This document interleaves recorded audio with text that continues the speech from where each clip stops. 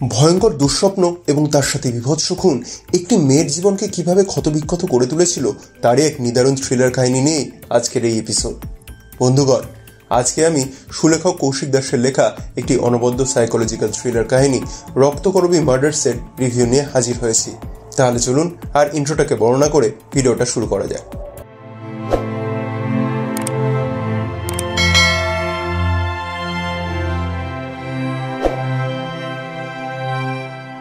প্রথমেই আগে কাহিনীর বিষয় নন স্পয়লার ভাবে আপনাদের সামনে তুলে ধরি।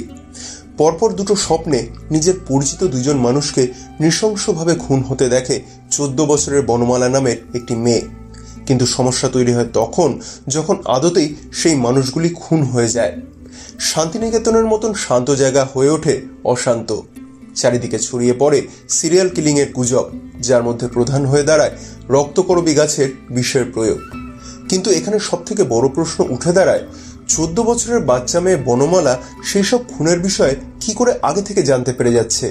তাহলে কি মেয়েটির মধ্যে ভবিষ্যৎ দেখার কোনো শক্তি রয়েছে? খুনি যদি আবার এই বিষয়ে জানতে পারে, তাহলে কি এবারে বিপদের মধ্যে পড়ার সম্ভাবনা সেই 14 বছরের বাচ্চা মেয়ের? এরপরে কি হবে? খুনি কি ধরা পড়বে, নাকি তার আগেই সে বনমালাকে শেষ করে দেবে?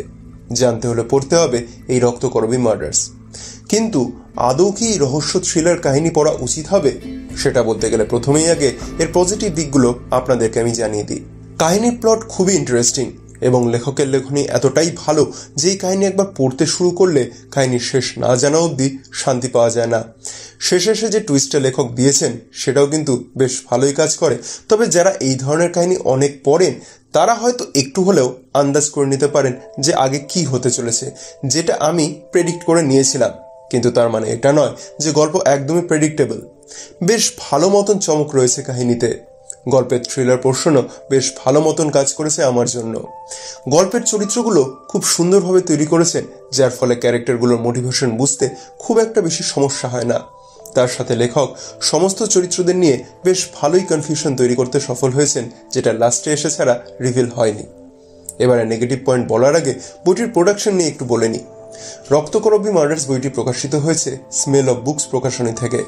বইটির মুদ্রিত মূল্য 399 টাকা। বইটিতে পৃষ্ঠার সংখ্যা রয়েছে 263টি। বইটি হার্ড কভার বাইন্ডিং এ রয়েছে এবং বাইন্ডিং কোয়ালিটি আমার বেশ ভালো লেগেছে। বইটির পেজ এবং প্রিন্টিং কোয়ালিটি আমার বেশ ভালো লেগেছে। বইতে যে সাইজের ফন্ট ইউজ করা হয়েছে তা পড়তে গিয়ে কারোরই কোনো রকম কোনো সমস্যা হওয়ার কথা নয়। বইটি প্রচ্ছদ করেছেন অনিমিক গাঙ্গুলি। ওনার করা এই প্রচ্ছদ আমার বেশ ভালোই লেগেছে এবং এক ঝলকে নজর কাড়বে বলেই আমার মনে হয়েছে। এই বইতে কোনো রকম কোনো অলংকরণ নেই। অলংকরণ থাকলে বেশ ভালো হতো বলেই আমার কিন্তু মনে হয়েছে। বইতে অল্প বিস্তর মুদ্রণ প্রমাদ নজরে এসেছে ঠিকই, কিন্তু তাতে পড়ার অনুভূতি নষ্ট হয় না। এবারে আসি কাহিনীর নেগেটিভ পয়েন্টে। কাহিনীর শুরুতে প্রচুর ক্যারেক্টার ইন্ট্রোডিউস করিয়ে লেখক পাঠকদেরকে কনফিউজ করে দেন, যাদের কাহিনীতে সেই লেভেলের ইম্প্যাক্ট রয়েছে বলে আমার অন্তত মনে হয়নি। ফলে সেইখানে তাদের আলাদা করে ব্যাক স্টোরি তৈরির পিছনে এতটা টাইম দেওয়া আমার উচিত হয়নি বলেই মনে হয়েছে। ফলে শুরুর দিকের কাহিনী আমার একটু এদিক ওদিক মনে হয়েছিল, কিন্তু তারপরেই কাহিনী কিন্তু সঠিক ট্র্যাকে চলে এসেছিল। এছাড়া শুরুর দিকে মেইন ক্যারেক্টারদের সেখানকার স্থানীয় লোকেরা কেন এত এড়িয়ে চলতো বা তাদের উপরে রাগ কেন করেছিল তার এক্স্যাক্ট কারণ আমি কিন্তু কাহিনীর মধ্যে খুঁজে পাইনি। এইগুলি আমার এই কাহিনীতে নেগেটিভ পয়েন্ট বলে মনে হয়েছে। এবারে উপসংহারে আসি। কৌশিকবাবুর থ্রিলার লেখনীর প্রশংসা আমি এর আগে শুনেছিলাম, কিন্তু সেই প্রশংসা যে অমূলক নয় তা এই কাহিনী পড়ার পর আমার কাছে মোটামুটি ক্লিয়ার হয়ে গিয়েছে।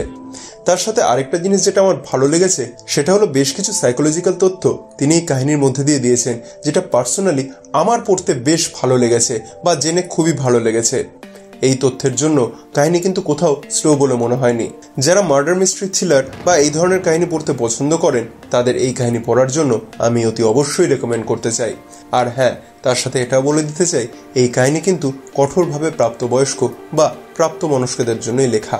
তো বন্ধুরা, এই ছিল আজকের পাঠ্য প্রতিক্রিয়া। আপনি যদি অলরেডি বইটি পড়ে থাকেন তাহলে আপনার কেমন লেগেছে কমেন্ট করে জানাবেন। আর আমার এই কাজ যদি ভালো লেগে থাকে তাহলে আমার ভিডিওটি লাইক করার, কমেন্ট করার, শেয়ার করার এবং হাইপ করার অনুরোধ রইল। আর হ্যাঁ, আমার চ্যানেলে যদি নতুন এসে থাকেন আর আমার কাজ দেখে যোগ্য বলে মনে হয় তাহলে আমার চ্যানেল বিএম বুক রিভিউ সাবস্ক্রাইব করে আমায় সাপোর্ট করার অনুরোধ রইল। দেখা হবে পরবর্তী ভিডিওতে। সকলে ভালো থাকবেন, সুস্থ থাকবেন।